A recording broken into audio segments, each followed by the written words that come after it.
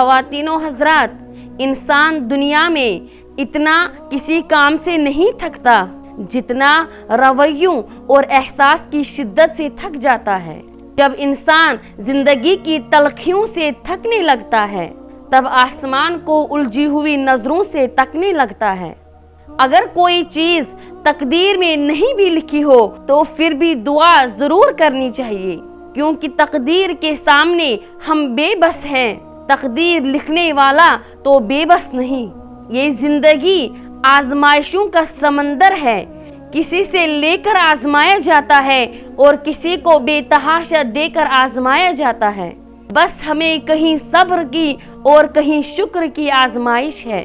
جو لوگ طاقت رکھتے ہوئے بھی کچھ نہ کرے سوائے صبر کے، ان سے زیادہ خطرناک انسان کوئی نہیں، کیونکہ وہ اپنے صبر سے ہی دنیا اور آخرت خراب کروا دیتے ہیں۔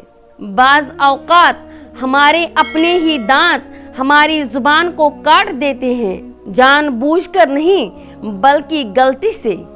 تو کیا ہم اپنے دانت نکال دیتے ہیں؟ قطعاً نہیں۔ ایسے ہی ہمارے اپنوں سے بھی غلطی ہو جاتی ہے، پھر نہ جانے کیوں ہم ناراض ہو کر اپنوں سے دور ہو جاتے ہیں۔ زندگی میں ہر پریشانی کا ایک ہی حل ہے، اللہ سے بات کریں، اللہ سے مانگیں اور اللہ پر چھوڑ دیں۔ اللہ سے پھر کہیں اور کہتے رہیں۔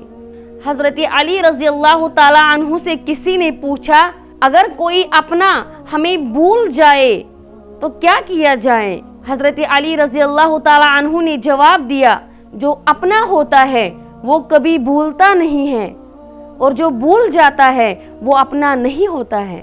زندگی میں سب کچھ کسی وجہ سے ہوتا ہے، غلط ہوتا ہے تاکہ ہم صحیح کی قیمت جان سکیں۔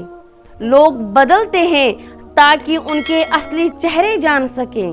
اچھے اور برے لوگ ہر جگہ موجود ہیں، لیکن خرابی تب پیدا ہوتی ہے جب اچھوں کو پیروں میں اور بروں کو سر پہ بٹھایا جاتا ہے۔